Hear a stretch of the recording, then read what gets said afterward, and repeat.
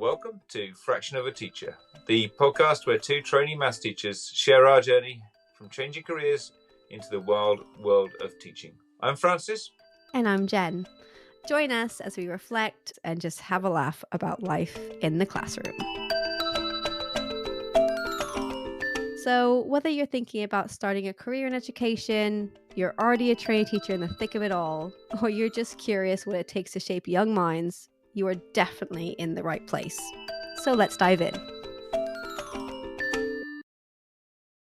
Hi, good morning, good afternoon, good evening, and welcome back to Fraction of a Teacher. Hey Jen, how are you? Hey, I'm good, buddy. How are you, Francis? It's good. First day back after Easter today. It was lovely and sunny and actually pretty kind of fun and energetic. But yeah, suddenly doesn't feel like long until end of term, finishing off PGCE. So no, it's all good, thanks. And and excited tonight because we've got Sophia back with us again. So thanks for joining us again, Sophia. Hi, how are you guys doing? I think it's been a while since we've been on the podcast. I thought it'd be nice to join you for today's episode. Lovely to have you with us. How was your break? Yeah, my break was good. I went away for a week, and then I unfortunately came back with a horrible cold, so I'm just fighting that at the moment. But it was nice to be back and get back into a routine really today, as it was my first day back. So yeah, it's just nice to have a chat about what we've been up to. Really, it's been lovely. And we're seeing everyone next week. I can't believe we're in the last term of our PGCE year. This is crazy. It really is. It's just sinking in. I think that there's just those few weeks. It's kind of feeling quite summery with the weather. Suddenly, some holidays, end of training isn't far away, and a few things to do. I think we're going to have to make it that squeaking in the background. That's Taylor and the birds. Yeah. Yeah, I'm so sorry. If anyone can hear my birds, Taylor's having a field day because he's so happy that Sophia's with us, clearly. So Taylor's having a little bit of a moan, and new house, still learning about the environment, and he can hear me and cannot see me. So, you know what? He's here with us. It's great. He's the extra guest. Yeah, super happy. Awesome. Okay, well, today we're going to be talking about, so if you're going to have such a different insight as well about this, today we're going to be talking about involving parents and carers. So this is going to be interesting. Francis, we got a starter, so I can't really remember, but... No, I can't remember if we decided the exact kind of medium for this, but I think it was along the lines of describe how you feel about kind of communications or relationships with parents. And I think, did we say you could do a colour, a temperature, a number, a single word perhaps associated with it? Or song. A song. Whichever one. In terms of dance, though nobody can see that except for us. We need a videos channel. So summarise through a medium of your choice. I think it's only fair for you go first, Jen. How you feel about communicating with parents or those kind of relationships with parents and carers. Over to you, Jen. Yeah, okay. Love that. I feel really sunny about it because I've done it for a lot of my career. So I'm not afraid to kind of have those difficult conversations. I'm gonna leave it there with sunny. I love it. Actually, I was going to go with warm, maybe in a slightly similar sort of way. I feel like I'm really excited about the idea of it. Ultimately, as a teacher, you want to do the best for your pupils.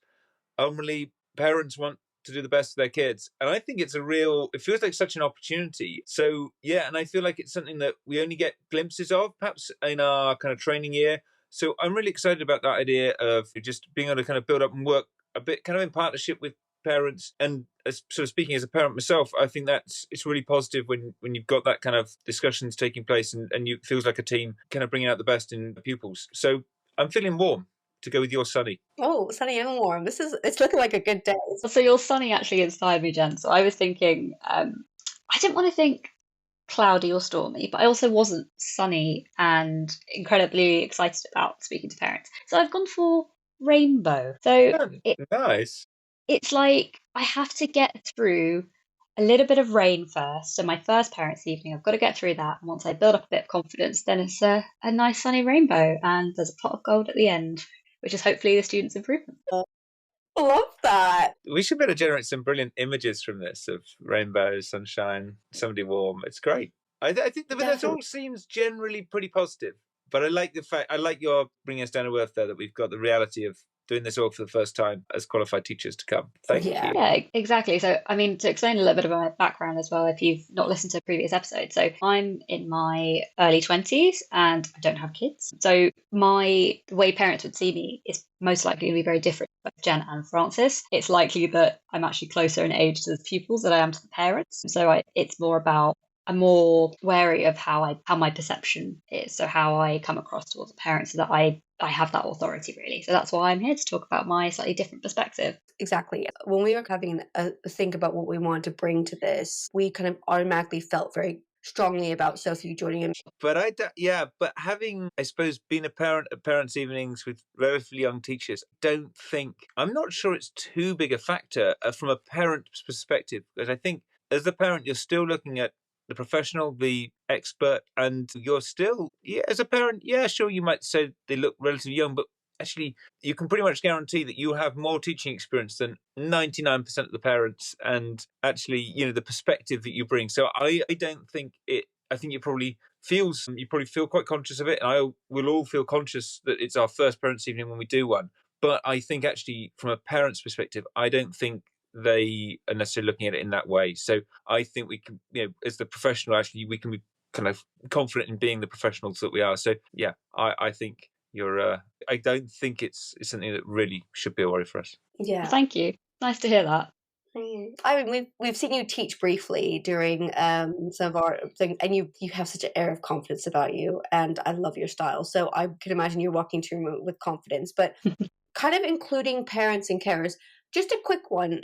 I haven't done a parents' evening where I've been the lead teacher yet. Have either of you? No, so I've not done a parents' evening where I've been the lead teacher. I've sat in quite a few parents' evenings. I've given odd comments here and there to maybe one or two students in total. Honestly, not much, but it's been very beneficial to watch actually, because you pick up some of the tips that the teacher or the class teachers actually doing in practice, which is nice. Yeah. Okay. I'm definitely in a really similar position, and I think there was just one thing that really struck me, which I hadn't appreciated before, was the pace. I did an online one recently, and I was just astonished at the first time I've seen that system being used in that way. A 5-minute slot with each parent or carer, and then when the time came, when the time was over, and we were cut off and we moved straight on to the next ones. Yeah, managed to, so in a lot of those I was involved in giving a bit of input, perhaps 1 or 2 minutes worth of that 5 minutes, but it was crazy how quick it went, and just, really impressive to see how teachers handle that and make the most of that small amount of time. Yeah. So I'm very similar to you guys. I've had both experience of online and in-person ones, but I've been off to the one side and maybe made a comment here or there, but they've never been my classes, or I haven't taken those classes on yet. So I feel like I've seen and had some really great tips, and I can definitely see there's different styles to approaching it. And you're right, it's not long. When you think about 5 to 7 minutes, it feels really short. So it's definitely something that I think it's maybe why I feel sunny about it, because I feel like it's a really nice interaction, but it's also a nice lead-in to having a deeper conversation at a different time when needed. It can't be as extensive as I maybe want it to be. I would probably be slightly more worried of a one-to-one meeting with just a student and their parent about an issue. That would probably worry me a bit more than a parent's evening per se. No, that makes sense. Yeah, so I agree with Jen. I think it's with parents' evenings, it's very surface level stuff. You almost have a script of, like, if the student has done a test very recently or how their homework marks are. It's very methodical in the approach. So I think that actually you are right. It's not as daunting as it might seem, provided that you've got a nice parent who is willing to work alongside you to help their child or their dependent. Personally, if I felt prepared, like my mentor currently is so prepared where she has information at hand that she's ready for those questions because it's in front of her and she knows her kids really well. So I feel like when you have those moments when you know your kids really well, you're prepared, you have their assessments, you almost let them lead about how they're feeling about things. I feel like that's a good recipe for success in a parents' evening, letting the conversation flow quite naturally and kind of just prompting conversations. Francis, what about you? Something I saw when I was sort of shadowing a parents' evening at my current school was we had this 5-minute slot on this online platform, And what was really good is that the teacher who I was with, he said to the parents, he said, "Have you got any questions for us?" And that was great. It immediately made sure that if they had any questions or concerns or anything they wanted to focus on, that it immediately handed it to them so we could make the most of the 5 minutes from their perspective. So I really liked that. Most of them didn't. A couple of them said, "Oh, we've been thinking about, or wondering about grouping or sets or recent test performance." And that was really useful to know that up front, because we could then make the best use of that 5 minutes as we went through. And the other thing he regularly asked was, "Have you got any tips or advice for us?" It's an opportunity for feedback. So making it a really kind of two-way. So I thought that was really nice. And I think as a parent, that's great to have that. It feels like a really nice kind of balanced conversation rather than just a kind of, I have had some parents' evenings where it's felt a bit more of a sort of download from the teacher. They've got lots they want to tell you, but not very long. So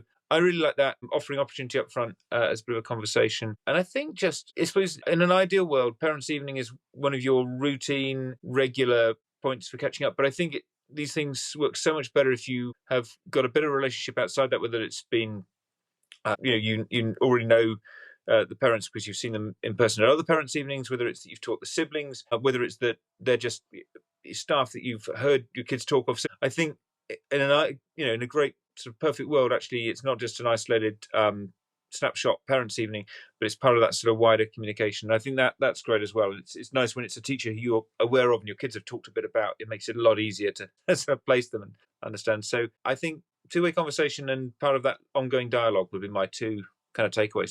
Because I think you were talking about once, Jen, was sort of other kind of communication, sending postcards and stuff. Is that something you were mentioning, Jen? Yeah, so I've sent emails home to parents. I've sent postcards home. So in both of my schools, I sent postcards home for really good works. And I've made awards for my kids at the end of term to be like, "You've been my superstar of the term," and sent to home. And I've had lovely emails from parents back because of that as well. So I feel like if you can start with positive communication and that you've seen your kid grow, I think that's a wonderful place to start, because when you've got to parents' evening, even if you haven't had a conversation on the phone, they've still seen something about you, and they can pick up your name. I've got 2 parents' evenings coming up for my classes, and I'm really excited. And one of them is my year 10s who I get on really well with, and they are triers. And I have so much time for them and energy for them. So I cannot wait to see their parents and tell them about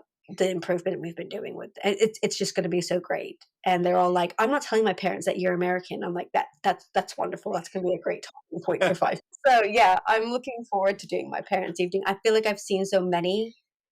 I'm really looking forward to now trying it whilst I have somebody there supporting me, because I know some PGCEs go through a whole PGCE year having to run a parents' evening themselves, and I think that's a really valuable thing we should be doing with our mentor there to support us as well. Sounds good. Yeah, that'd be good to hear how that goes. How about you, Sophia? Have you got any particular things, I suppose, alongside parents' evenings you've been kind of involved in that discussions with parents? To be honest, not an awful lot really. I've only really, I guess, always taken a few classes so far, and I tend to communicate not directly with parents, but the system I use at school is Bromcom, and you can, whenever I put merits or positive points on there, I always make sure I leave a comment, even if it's something really simple like handing the books out. I'll always have a comment and include my name on there as well, just so that if a parent does want to contact me about that, then they can do so, and they see that familiar name come up a lot. I had a question for both of you as well.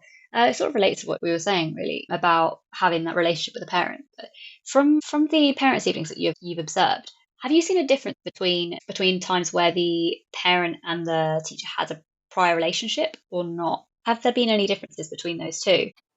Yeah, I think it's an interesting. I think when quite a kind of focused period of time. Yeah, I think I have. And some of the ones I've seen where there's been where they've known the parents reasonably well, and say a couple of times where they taught older siblings and they sort of greet each other like old friends. I think actually, yeah, I think that does help. And obviously, you won't get to that immediately, but I think that'll be one of the great things about working in a school longer term is that, yeah, people will probably know who you are. Hopefully, it's a good thing before the parents' evenings. And yeah, but I think parents are really keen to come across well as well. I think whilst we feel there's a bit of pressure on us as teachers to really put on a good show at a parents' evening, I do think some parents maybe have a similar sort of thought. So I think that slight nervousness is probably two-way, actually. And I think, therefore, a pre-existing relationship helps kind of calm that because nobody's concerned. And maybe that's also, I suppose, and I haven't done a lot of it, but where the postcards home, I love that idea, but maybe where that sort of helps as well, I suppose, in maybe you haven't met before, but actually if you've sent a postcard home and the parents have received it, it gives you a starting point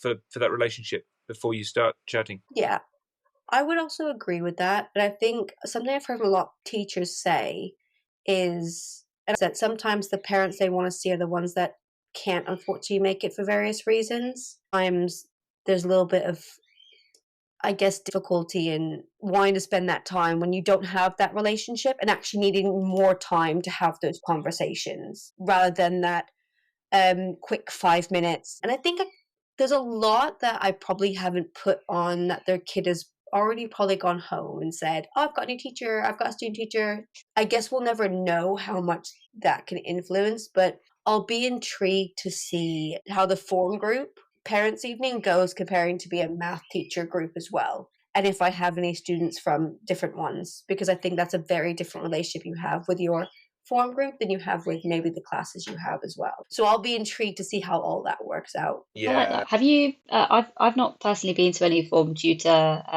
parents' evenings. Have you guys been to any? Not yet. Yeah, I did one. My previous placement with year 8, and that was one where there was that pre-existing relationship because they'd been through the year 7 key stage 2 to key stage 3 transition the year before. The form tutor knew almost all the parents quite well. They'd met in person and online, and so actually it felt like a slightly different kind of discussion. And because it was taking that more sort of holistic, kind of rounded view of the pupils across their overall academic and sort of general development at school, actually, I think it was really nice, and it felt a bit less sort of data driven and more of just a discussion. What I found really interesting about that was for some of the pupils attended with their parents, some didn't. So I did find that some interesting variable has been parents' evenings where it's just teacher and parents versus parents' evening where the pupils are there as well. And I'm not sure to what extent the schools have been in a given guidance on whether pupils should attend or not, but it's quite interesting. And I think you certainly see, I think the pupils behaving very well when their parents are there, but also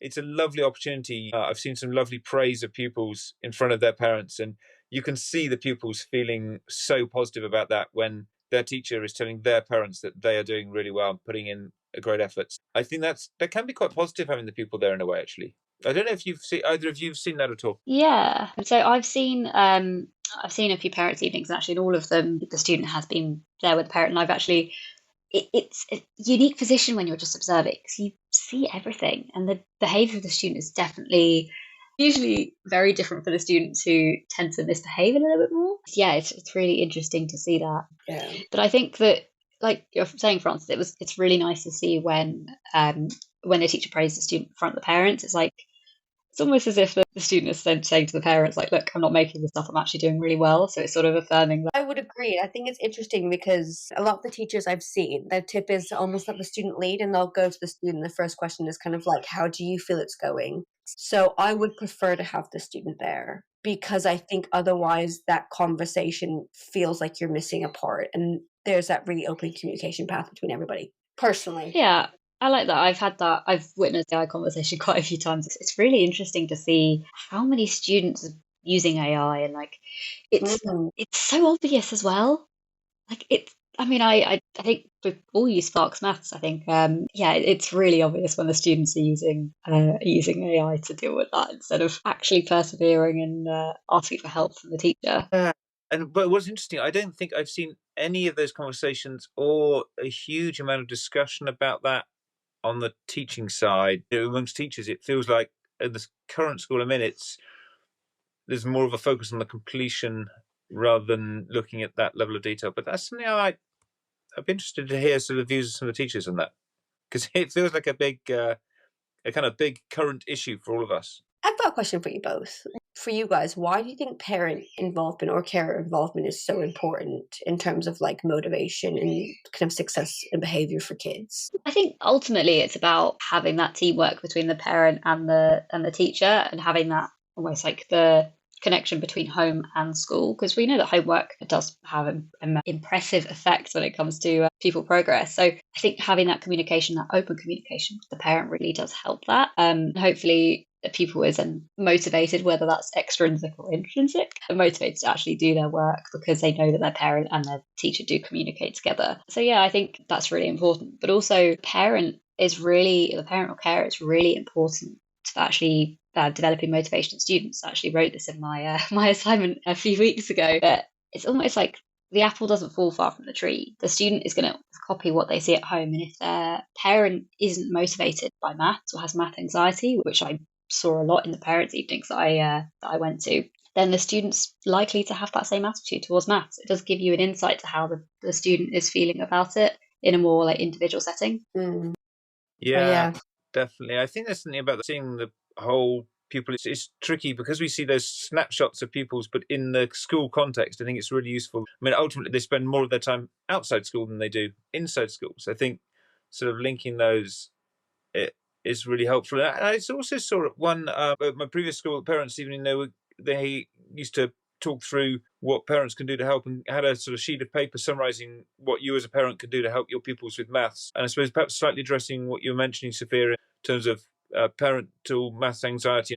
I don't know where to help, where to start, and sort of giving some advice to parents. And I think that was quite good as well in just um, sort of building bridges, making it feel very much more like a team effort, and using those kind of more formal touch points like the parents' evenings as a bit of a door to open into, let's carry this conversation on. Here's some advice, but we really are here to talk.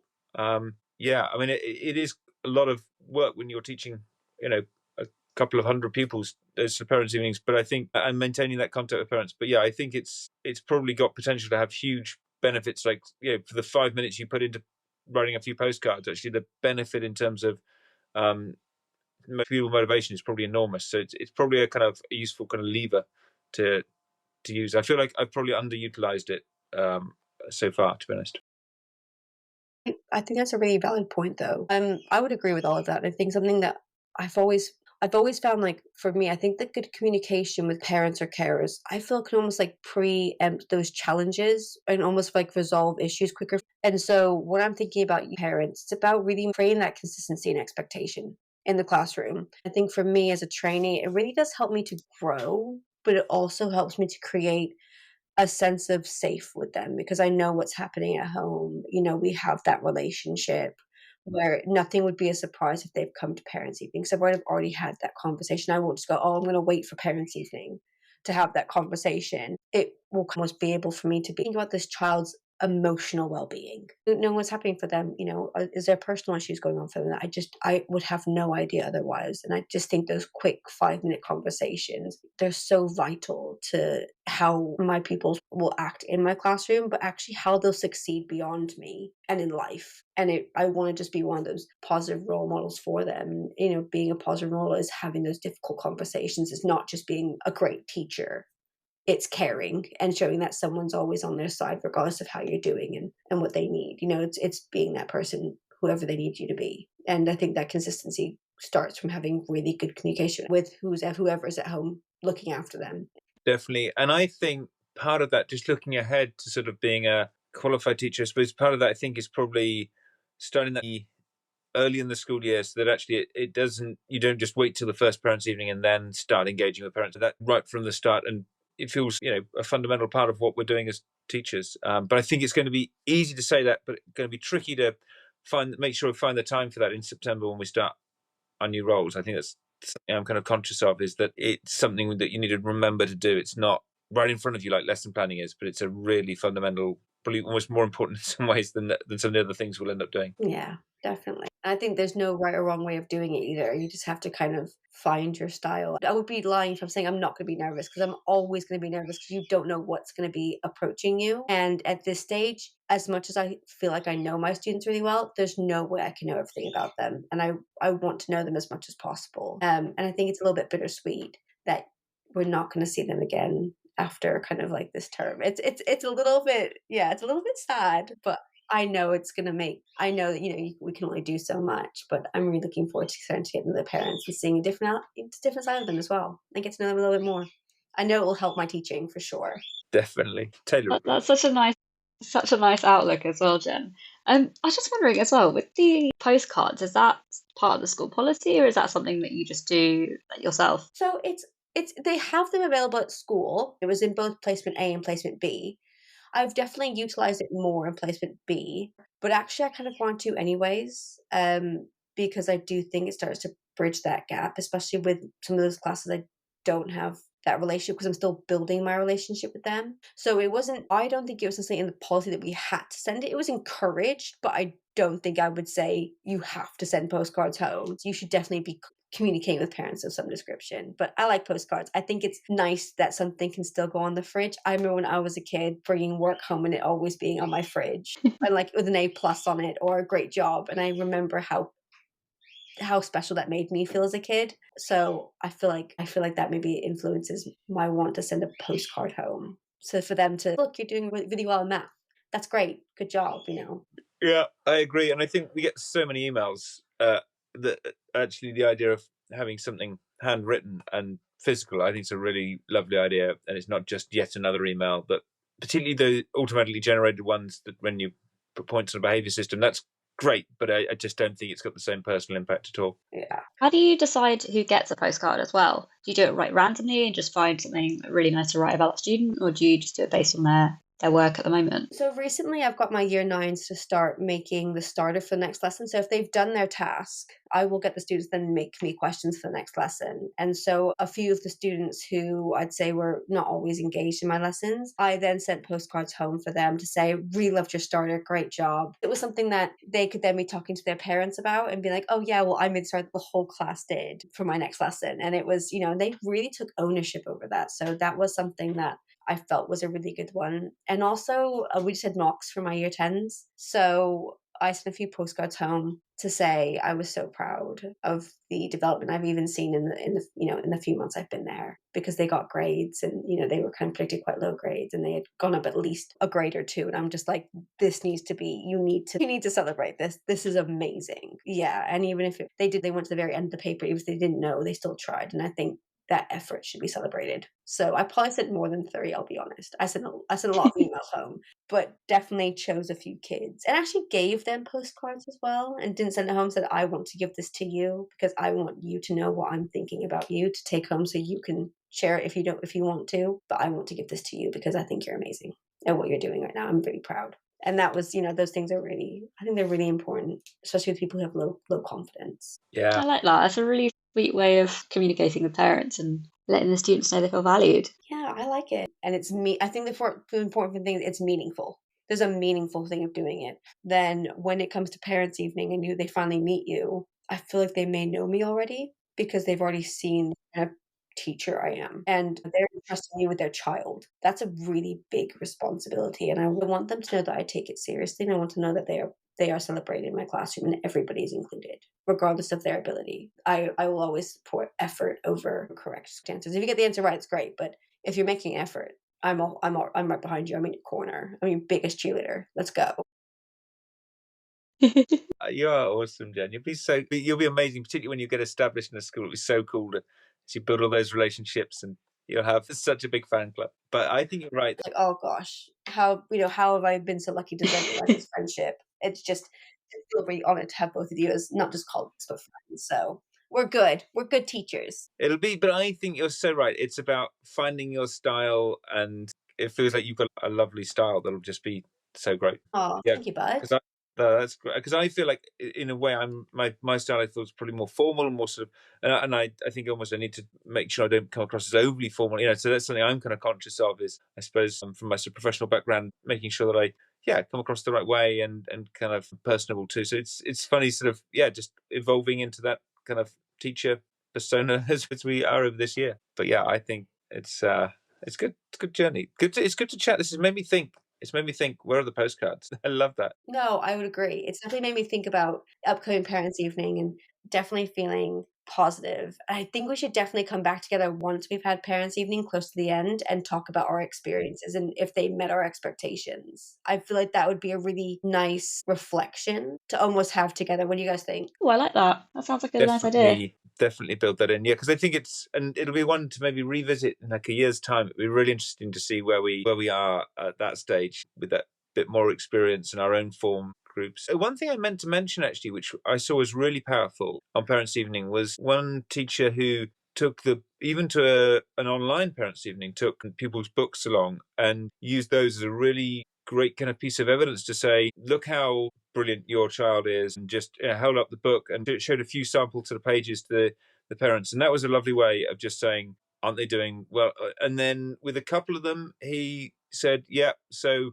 I think there's a bit of attention to detail lacking. She sort of held up books with, again, sort of actual kind of evidence of them just doodling in class. And I think that was really, really powerful, because it then didn't come across so much as the teacher giving an opinion. It was the teacher saying, just, this is what your child is doing in my class. And I think it just illustrated the points really well. So that's something I meant to mention earlier, that I think that has got quite a bit of power in something along those lines. Definitely very objective to actually show them what you're saying as well. Love that. Yeah. Love that idea. So Good tip. little things I noted down are awesome. I'm making sure I write down these tips because they're brilliant. All right. Definitely put some stuff to put on social media though about these tips as well. But Oh, yeah. I feel like we have a really good plenary as well. So I feel like, unless there's something that we haven't covered, that we should be moving on to the plenary. Go for it. I think it'd be great. So plenary, what would be your favorite, or what would be your ideal setup, online, in person, and how long? So I'm going to chuck it to Francis, because you had the honor of chucking the start to me. So Francis, would you like to start us off?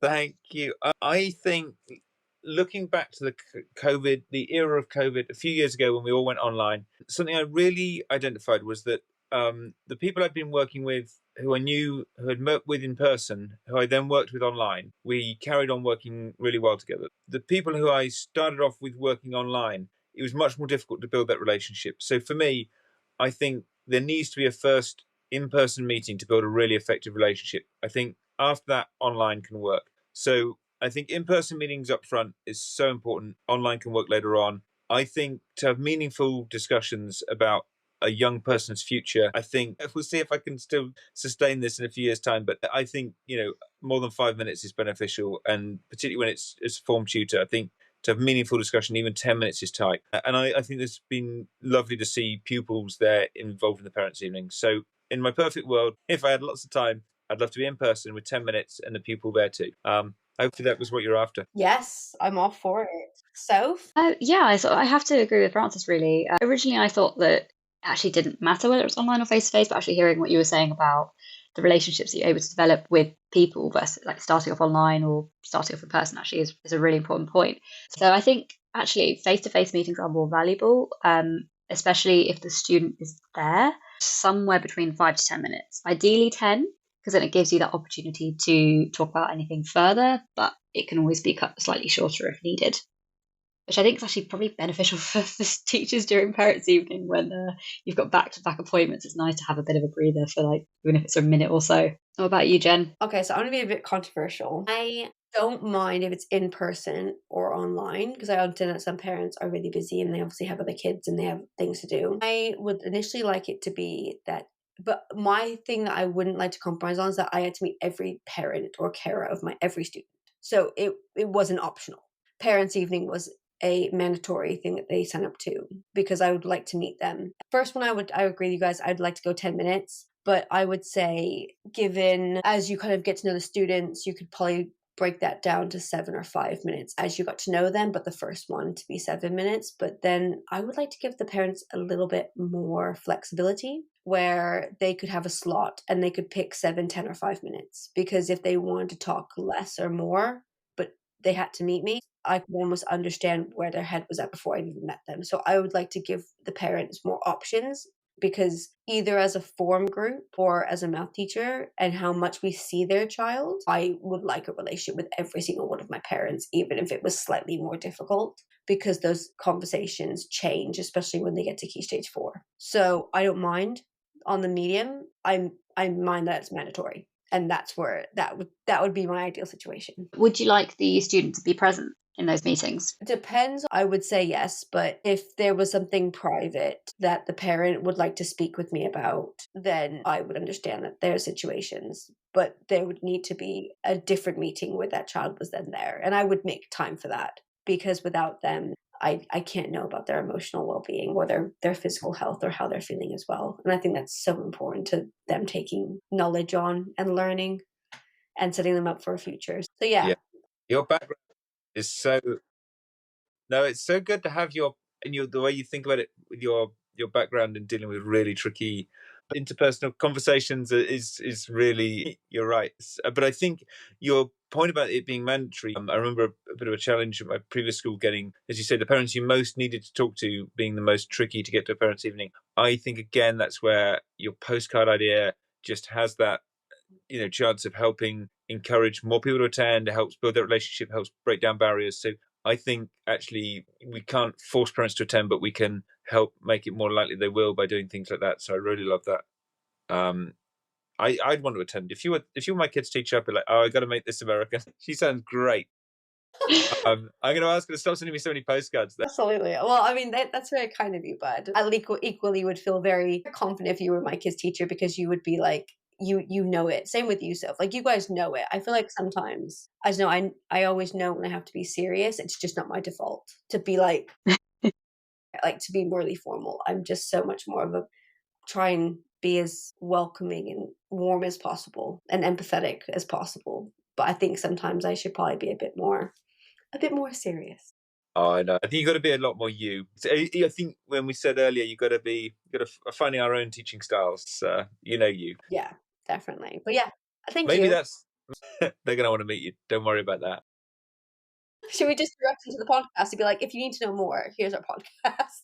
You're gonna have a calling card on the bottom of your card. It'll get the listener numbers up. Awesome.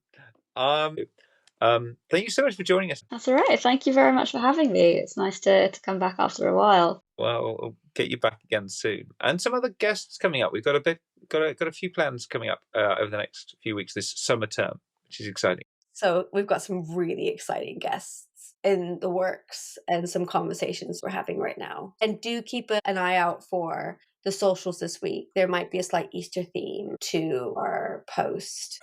My kids are going to love it. On that note. Okay, well, this has been fun. I'll see you guys in a few days, really, actually, in a week's time. We'll see you guys in university. I'm very much looking forward to it. Forward to catching up. Have a great week back at school and talk again soon. And thank you, everyone. Bye, guys. Thanks, Sophia. Bye. Thanks, Jen. Bye-bye. Thank you for listening to this episode of Fraction of a Teacher. We hope you've enjoyed it as much as we've enjoyed recording it. Please share a link with your fellow teachers and friends. We release new episodes every second Thursday morning, UK time. And if you do love it, I suggest you hit that subscribe button, leave us a review, and follow us on social media at Fraction of a Teacher podcast for updates so you never miss anything. We do love hearing from you with your questions, your thoughts, and your ideas. So if you have any, please email us at fractionoat@gmail.com. Until next time, keep smiling. And keep solving those problems.